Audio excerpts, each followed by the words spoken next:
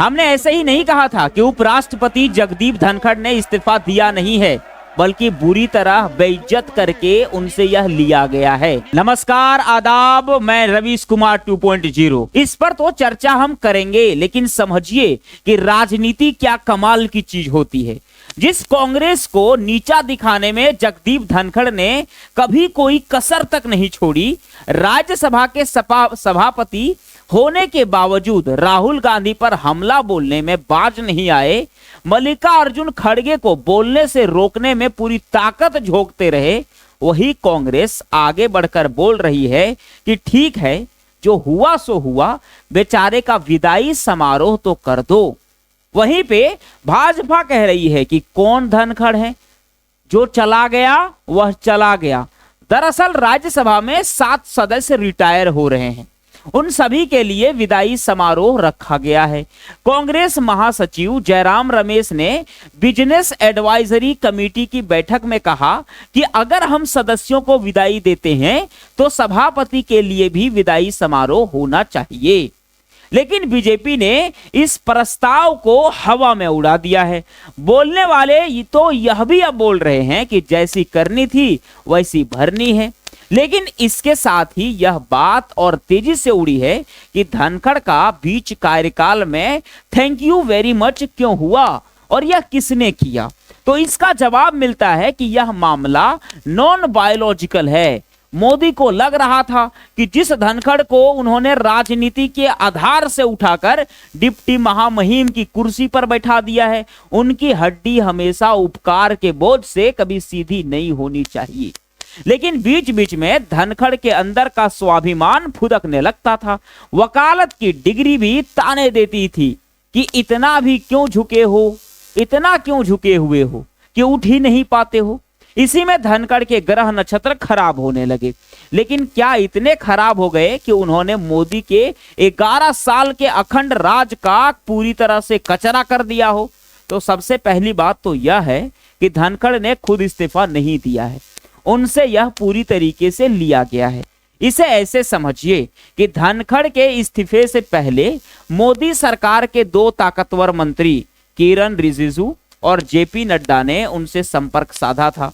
एक और तीसरे मंत्री भी हैं, आगे उसके बारे में भी आपको बताएंगे। तो इन दोनों मंत्रियों ने दिल्ली हाईकोर्ट के पूर्व जस्टिस यशवंत वर्मा के घर पर मिली नोटों की जली हुई बोरी के मामले में चलाए जाने वाले महाभियोग को लेकर बात भी रखी थी, क्योंकि तब तक राज्यसभा में धनखड़ विपक्ष के लाए गए प्रस्ताव को मंजूर भी कर चुके थे। कैसे नहीं करते, धनखड़ ने खुद जस्टिस वर्मा के खिलाफ अभियान छेड़ रखा था। इसे लेकर सरकार धनखड़ से बेहद नाराज हुई थी। अंग्रेजी अखबार हिंदुस्तान टाइम्स ने सरकार में उच्च पदस्थ सूत्रों के हवाले से एक रिपोर्ट छापी है। इस रिपोर्ट के मुताबिक संसदीय कार्य मंत्री रिजिजू ने राज्यसभा में विपक्ष का प्रस्ताव स्वीकार करने से ऐन पहले धनखड़ से कहा था कि लोकसभा में महाभियोग पर आम सहमति बनाने की प्रक्रिया पूरी तरीके से चल रही है। नेता प्रतिपक्ष राहुल गांधी ने नोटिस पर हस्ताक्षर कर दिए हैं। अखबार ने लोकसभा के एक अधिकारी के हवाले से लिखा है कि सरकार पहले लोकसभा में महाभियोग प्रस्ताव लाना चाहती थी। इसे सरकार की सफलता के रूप में देखा जाता। मोदी अपने आप को न्यायिक सुधार के चैंपियन की तरह पेश करते और न्यायपालिका को यह स्पष्ट संदेश जाता कि मोदी के भीतर सबको ठीक करने की ताकत अभी भी मौजूद है। लेकिन राज्यसभा में प्रस्ताव स्वीकार करके धनखड़ ने मोदी से यह भी मौका छीन लिया। रिजिजू ने धनखड़ को इशारों ही इशारों में बता दिया था कि राज्यसभा में जो भी चल रहा है उससे प्रधानमंत्री सहज नहीं है, खुश भी नहीं है। अखबार के मुताबिक इस पल धनखड़ ने रिजिजू को टकासा जवाब दिया कि उन्होंने जो भी किया है सदन के नियम और कायदों के हिसाब से ही किया है।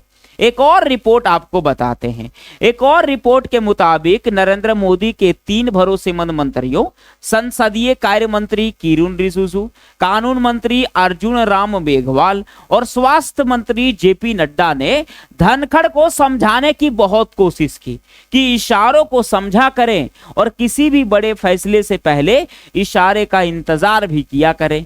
मॉनसून सत्र होने से 5 दिन पहले ही रिजिजू ने उपराष्ट्रपति को बता दिया था कि केंद्र सरकार लोकसभा में महाभियोग प्रस्ताव लाने के लिए व्यापक तैयारी कर रही है। यहां तक कि मॉनसून सत्र शुरू होने से 1 दिन पहले और धनखड़ के अचानक राज्यसभा छोड़ने से ठीक पहले भी रिजिजू ने उन्हें प्रधानमंत्री की चाहत के बारे में बता दिया था। लेकिन धनखड़ ने जस्टिस वर्मा के मामले को ईगो का सवाल बना लिया था। नतीजा, धनखड़ ने जता दिया कि उन्हें राज्यसभा में विपक्षी सांसदों के हस्ताक्षर मिल गए हैं और वह इस पर आगे बढ़ रहे हैं, जबकि उस समय तक सरकार प्रस्ताव पर विपक्षी सांसदों के हस्ताक्षर हासिल कर चुकी थी। अब देखिए कि मोदी कुछ और प्लान कर चुके थे और इधर धनखड़ 20 और 21 जुलाई दोनों दिन विपक्ष के नेताओं से मिलकर आगे प्लान चल रहा था। उस दिन तक सरकार के प्रतिनिधि उपराष्ट्रपति धनखड़ से 3 बार बातचीत भी कर चुके थे। सरकार बस इतना चाहती थी कि इस प्रस्ताव में भाजपा के सांसदों को भी शामिल रखा जाए, क्योंकि एजेंडा आम सहमति से तय हुआ है। लेकिन धनखड़ ने इसे हल्के में लिया। इसका अंजाम यह हुआ कि उनसे साफ कह दिया गया कि आप कोई और नौकरी ढूंढ लीजिए।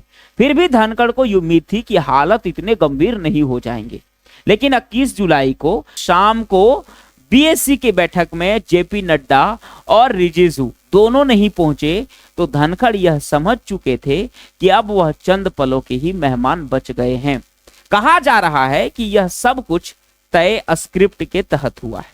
कुछ लोगों का तो यहां तक कहना है कि धनखड़ ने अपना इस्तीफा तक खुद नहीं लिखा है, उनसे बस हस्ताक्षर जबरन ले लिया गया है। वरना ऐसा कहां होता है कि उपराष्ट्रपति इस्तीफे के 24 घंटे के भीतर अपना सामान बांधना भी शुरू कर दे, उनके दफ्तर को सील कर दिया जाए और उनकी टीम को पूरी तरीके से भंग कर दिया जाए। वह भी तब जब धनखड़ पूर्व राष्ट्रपति के तौर पर दिल्ली में एक विशाल सरकारी बंगले के हकदार हों। शहरी विकास मंत्रालय के सूत्रों के मुताबिक धनखड़ को दिल्ली या फिर वह जहां चाहे वहां टाइपेट बंगला देने की पेशकश की जाएगी। टाइपेट बंगले वरिष्ठ केंद्रीय मंत्रियों, राष्ट्रीय दलों के अध्यक्षों, जजों को दिए जाते हैं। अब इंतजार हो रहा है कि धनखड़ कौन सा बंगला स्वीकार करते हैं और उनकी राजनीति का क्या होता है। क्या ही होगा, उन्होंने बिना किसी हर्रे फिटकेरी के जमकर जीवन जिया है। कुछ लोग तो यह भी बोल रहे हैं कि जिंदगी हो तो धनखड़ के जैसी हो, वरना ना हो। लेकिन जिस तरह बेआबरू होकर वह उपराष्ट्रपति निवास से निकले हैं, वह भी अपने आप में एक इतिहास ही रहेगा। यह सारी जानकारी आपको कहीं नहीं मिलेगा। इस जानकारी से जुड़े रहने के लिए आप अभी चैनल से जुड़िए, रवीश कुमार 2.0 वाली चैनल, और इसे सब्सक्राइब कर लीजिए। आपको हमेशा सच के साथ सच्ची खबर मिलते रहेगी।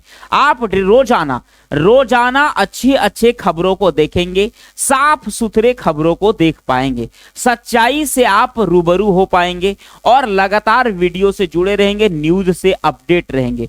तो आज ही आप चैनल को सब्सक्राइब कर लीजिएगा, वीडियो लाइक कर दें और कमेंट में यह भी बताते चले कि आपको यह वीडियो कैसा लगा। जी हां, मैं रवीश कुमार 2.0। धन्यवाद।